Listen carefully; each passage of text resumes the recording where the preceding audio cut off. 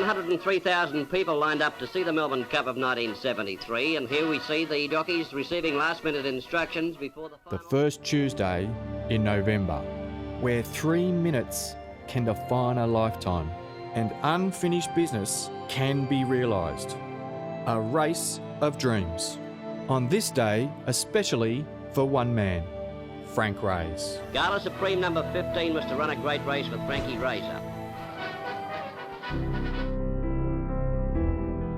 Frank was always a good rider. Fierce competitor. Terrific bloke. He was very, very popular. Jovial bloke, very good bloke. Frank was very, very highly regarded. Everyone sort of said, you know, if Frank Reys is riding it, I've lost nothing. And Golden Sam is coming fast, and so is Gala Supreme. It's Dane's son, tackled by Gala Supreme and Glengowan. Glengowan, Gala Supreme, they get the line. Photo, Gala Supreme by a nose.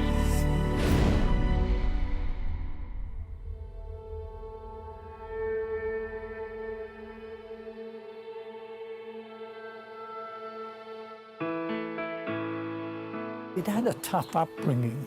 He really, to get to where he was, one of Melbourne's leading jockeys at that time, was a terrific achievement for a little kid, a little Filipino kid that was born up in the back blocks beyond Cairns, learned to ride on wild ponies out in the scrub, and eventually worked his way to become a leading personality.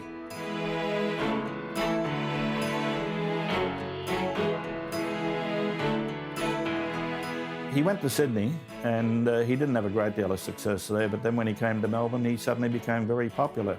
And people realised that as a lightweight jockey, there weren't any better, and particularly real lightweight. And he was strong. You had no worries. If you had your money on Frank, you knew you'd get a good run for your money. Frank had bounced them out, get into a position, and he was very strong. For his size, he was a very strong rider. He wasn't frightened of him. I'd give you much room if you thought you were going to get out somewhere, and Frank, you'd make sure you stay where you are, buddy.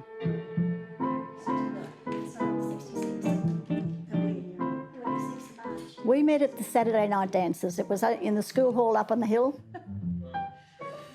You're the cream in my coffee. And we'd hear the tempos start up with "You're the cream in my coffee," and we'd run up the hill to get there. Couldn't wait to get to the dance. So every Saturday night, you know, there'd be some of the boys from the stables, and that used to go to the local dances, and a lot of the girls used to go to the dances as well. That's where we all used to meet and have fun together on a Saturday night. You will always be my Got together, I was about 16, married at 19. He'd been with horses all his life, pretty much. His mum got him, the kids all started, they used to catch brumbies. And because he was little, you know, he decided he'd like to be a jockey. So he came down on train with a horse, Crudon, I think its name might have been. And he came down on the train with this single horse, just this skinny little guy, wanting to make a go of it in racing. A proud man, Frank didn't disclose his Aboriginal heritage. An undercurrent of prejudice towards Indigenous Australians lingered, and he chose to be referred to as Filipino, like his father. That early growing up where Aboriginals were treated like second-class citizens, there was that sort of feeling that if you were an Aboriginal, you were not going to get the same opportunities as if you were of another race. And that's why he maintained he was Filipino until he died. He'd always claimed his Filipino heritage. His father was Filipino, and he always used to say that he was Filipino. I think, he had better acceptance in Australia in those days if you were Filipino. So nobody really worried about that sort of thing. If it had been publicly known that he had an Aboriginal mother, no one would have cared. And Ray Hutchins didn't care where you were from, An old school trainer, he wanted trust in his jockey, and Frank was everything he needed. Ray Hutchins was a bit of a fiery character. He'd make his thoughts known on a certain subject. Frank was the other way. Frank was calm, forever calm, and I think that made them click really well. They were like brothers. You know, they worked together, they went to the races together. Dad would pick Frank up on the way and they'd go to Bendigo or they'd go to Kyneton or Ballarat. They went together. They'd discuss things in the car about what they were going to do. That's why they were so successful. You knew if you backed a Ray Hutchins horse it was going to be very, very fit. Everybody knew him. He made his presence known. But he was one of those trainers that always had a good horse in his stable? Yeah, he had Gala Supreme's sire, Gala Crest, and he was a very good horse, Gala Crest, good stayer, big black horse, and he was a very good horse. And he became a very successful sire, apart from Gala Supreme, a horse called Australiana. I think he ran in that Melbourne Cup. He was a very good horse, a weight for age winner, and several others. He only got a few opportunities, Gala Crest, but he sired some very good horses. He had 3 horses in that Melbourne Cup. He had 3, did he? Gala Red as well was in that Melbourne Cup. That's right, Gala Red, yeah. He was a good horse also. One of the good things on Woody was probably luck. He was so light. He'd ride at 49, and you know, to be able to do that, at least you had the pick of the good lightweight horses, and yeah, it gave him a lot of opportunities. He'd do the work and he was quite happy to talk to you and everything like that. He was a terrific bloke. Terrific bloke. They were a lovely family. Well, Chris was born in Brisbane, and when he was about 3 months old, we moved down to Sydney. And Deb was born in Sydney, and we came down to Melbourne, and 10 years later, Shelley was born, the third one. What about you, Deb? Did you know that your dad was a sportsman and a little famous to see his name in the paper? Oh yeah, yeah. But that was our normal. Growing up with that, there was a lot written about him all the time, wasn't there? And yeah, he was in the paper. And you know, sporting shows on a Sunday. Injury threatens Frank's career. He'd had this horrific fall. I walked straight past him because I didn't recognise him. But his great mate Ray Hutchins offers him the ride of a lifetime. He pulled the rug off it, and there's standing there is this beautiful long barrel Gala Supreme.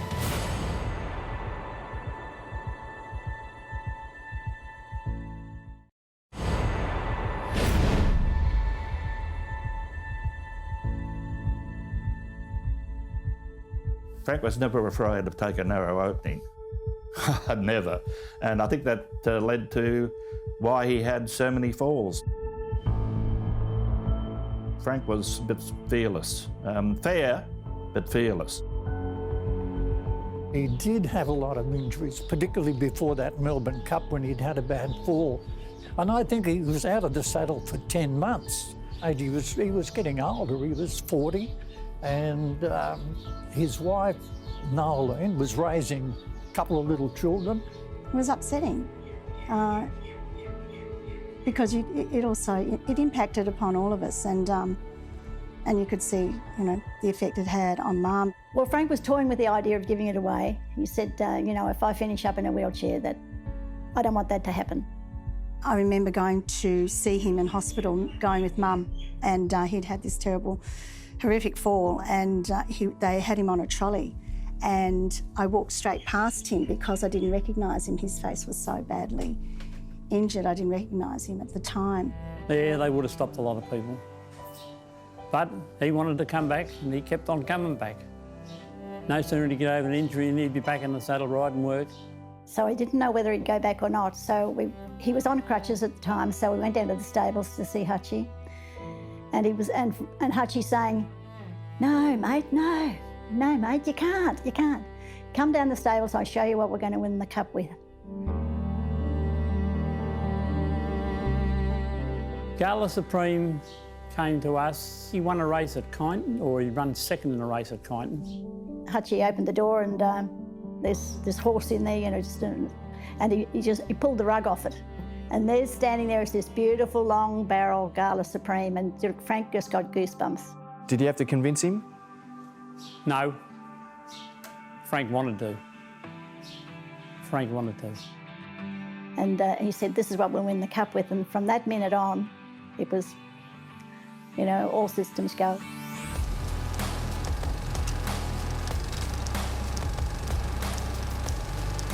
He rode Gala Supremus. It's history now, of course, how he won the Herbert Power Handicap on it a week before the Caulfield Cup.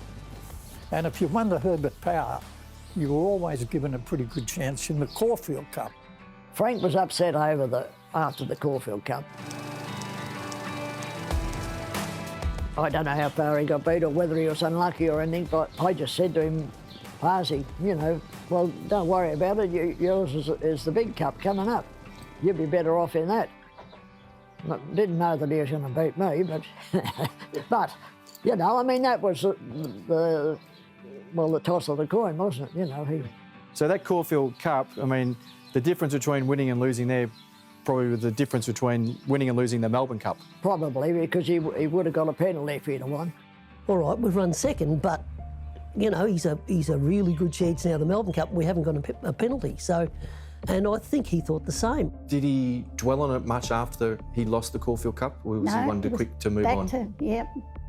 Now let's have a go at the big one.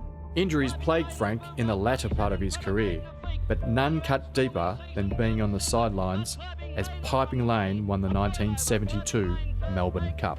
He had a lot of disappointment the year earlier in the Melbourne Cup, Piping Lane, yes. Through injury. He had listened to it get up while he was injured, so he thought that was a chance that he'd never get back again. We were sitting in the backyard when we heard it win, and I remember he shook his head and he had a tear and he said, I'll never win that bloody race.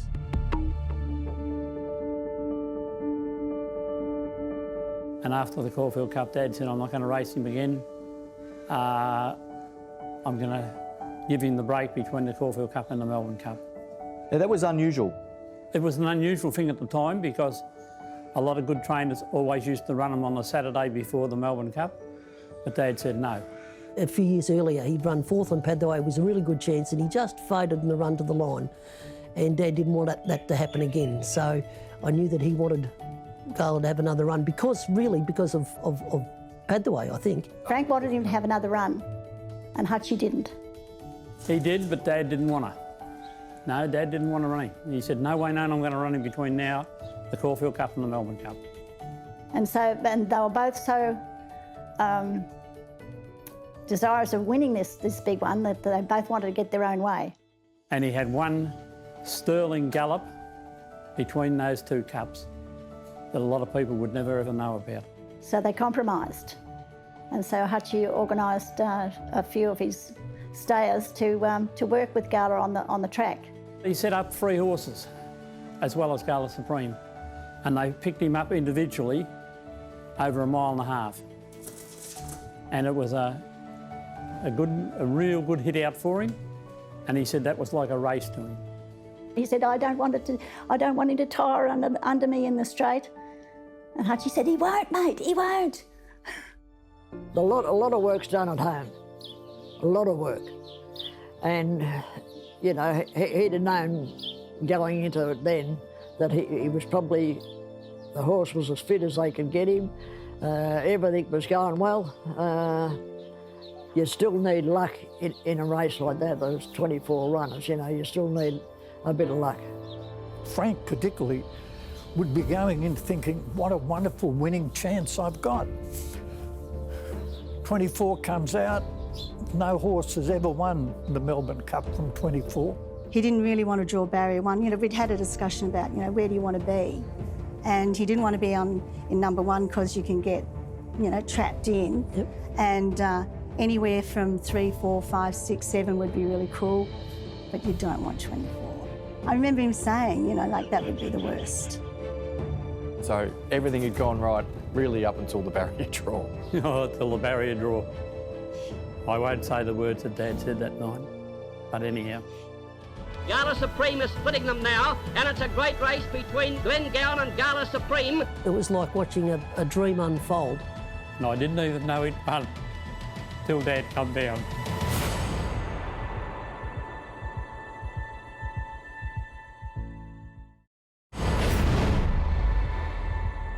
Hutchie rang me on the Saturday night before the Cup and wanted to talk to me, and I said, Hutchie wants to talk to me. And Frank said, yeah, he wants to talk to you. So I get on the phone, Hutchie said, now listen, I don't want you making love to Frank between now and Cup Day. No, he said, I'm serious. He said, he's got to be strong. So, it's funny when I look back on it now, it seems like a really funny thing to do, to ring me up and tell me that. I say, Sam, that when you walk up the race to the mounting yard, it's probably one of the biggest thrills of your life. The crowd and everything like that. And you've put all this work in, which has gone for probably 4 months, into a horse that you love and you virtually live with. And to get there is a big thing. New Zealand hope and favourite, of course, with young Harris up as Glengowan. He was to run a great race. Then Peg's Pride, taking all eyes, number 6. Or was it the Strapper? Who legged up, Frank, you or your dad? Dad. And did he say anything as he did? He just said, all the best, mate. Did Frank say anything back? He said, we'll be right. We'll be right. Gala Supreme number 15 was to run a great race with Frankie Reys up. We're about to go to the barrier now for the start, and here they're lined up, big field, set to go, strike again the all-white in the middle, and he anticipated the starter to a nicety. Before the race, Frank said that going out of the straight the first time, I'll only be one wide. I've got a plan. From the extreme outside start to come across with the one in the blue, which is Gala Supreme, ducking in behind them, red-white cap, then is Mont Van. Here's a great race down to the course proper the first time. Audacity getting across with Daneson and Gala Supreme. Strike again, Australasia fighting for his head on the inside as Wrestling. Mont Van is next from Red Hope, and they're followed by Gala Red, then Campanello Brugan. Well back at that stage. I know what I'm going to be now. Going out of the straight, I intend to be running 5th on the fence. Two is Australasia on the fence, trailing it is Daneson with an orange cap quite visible. There's Gala Red off the track, so too is Red Hope at that stage from Mont Van. Followed in behind them then in the blue colours with a pink and white stripe is Golden Sam on the sleeve. Going out of the straight, there's a good shot of Gala Supreme with Frankie Reys up having double holes on it. Look at Deesa run right off the track as there's a bit of a scrimmage going out of the straight. Diana, one of the worst sufferers too, as we switch back towards the leaders. There's Daneson running 3rd, Gala Supreme 4th on the outside of Brugan. It was like watching a dream unfold. It was where he said he'd be the whole way around, and it was surreal. Gala Red, Daneson Mr. Expensive, followed by Gala Supreme Mont Van. Then on the outside of them, moving up is Red Hope from Golden Sam pocketed. Campanello is next, then Peg's Pride. She's running in centre field. There she is in the green colours on the outside, number 6. On its inside of her is Glengowan, the New Zealander 2. Deesa's still out in no man's land. Diana's got about 8 behind it. There's Benefique for the red-whites. A lot of horses don't run the 2 miles out. They run a mile and a half, mile and 5, mile and 3/4. But the last furlong finds out a hell of a lot of them, even the good ones. Coming out of that turn, the rider of Strike again had a peep of the shoulder and saw 18 or 19 other horses hot in pursuit. Audacity, Strike again, Mr. Expensive, Gala Red, Australasia, Gala Supreme, Daneson, Red Hope. Gala Supreme was one of those horses, to me, great stay. But he had no dash, like pick up 2 lengths quick. And Frankie was hard at him to take a run turn for home. Off that back turn, picking him up on a head-on shot now. The pace is on in earnest. With the leader Audacity from Strike again as they run down towards the turn. 800 out of the cheering crowd. Saw Audacity lead into the straight from Strike again. Gala Supreme poised behind them. I didn't think he was going to get there in time. And to me, it was just, and when he finds the break and he goes for it, you still don't think he's going to get there in time. It really was the ride of his life. They're followed further back in the field by Diana and Golden Sam a long way back, and so is Lord Ben and Medaway. They start to street the home turn now, and with all the big guns firing, there's a wall of horses across the track. Audacity leads into the straight from Gala Red. Mr. Expensive is wide around and down the outside now as Dane Sun with a big run. And here comes the king of the Kiwis, Glengowan. Glengowan is racing out after these leaders, where Dane Sun got to the front now. Down the outside, Glengowan is gathering him in, and they're followed by Gala Red, and Golden Sam is coming fast, and so is Gala Supreme. It's Dane Sun tackled by Gala Supreme and Glengowan. Glengowan, Gala Supreme, they get the line photo. Gala Supreme by a nose. I watched the race in the mounting yard, and I didn't even know he'd won till Dad come down.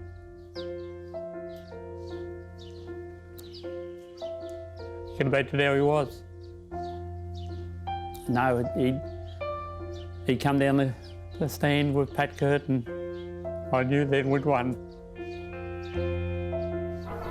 An incredible series of injuries almost put this jockey, Frank Reys, out of racing, and he was ready to retire. The Melbourne Cup win will give him a change of mind.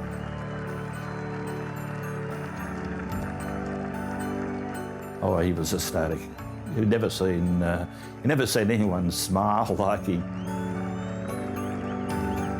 I think someone once explained Frank Reys, and they said he's got a smile that lasts for days. And it was a lovely expression. 15 deep all around it. Any Melbourne Cup winner gets a great reception, but he got a really, really great reception, even though he'd beaten the favourite. Pat Curtin wasn't known to be a joyful demeanour. And Dad, this captures it beautifully. Dad's bending down to and picks up his hat and says, "Smile, you bastard." And the history book shows us now Frank Reys, the winner of the Melbourne Cup of 1973 on Gala Supreme.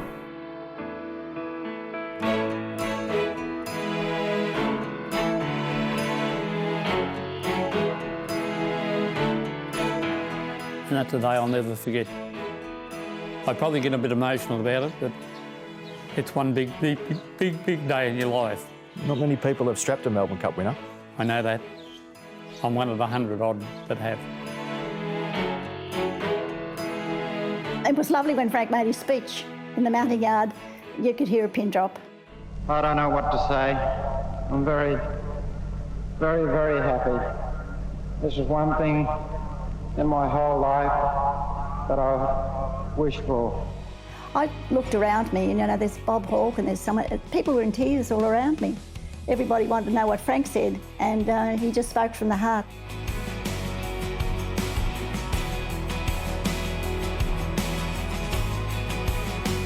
Frank just wanted to tell the world how grateful he was to his family, to his wife, to God above, to everybody who'd sort of put him in a position where he could have won this race that was the greatest achievement in his life.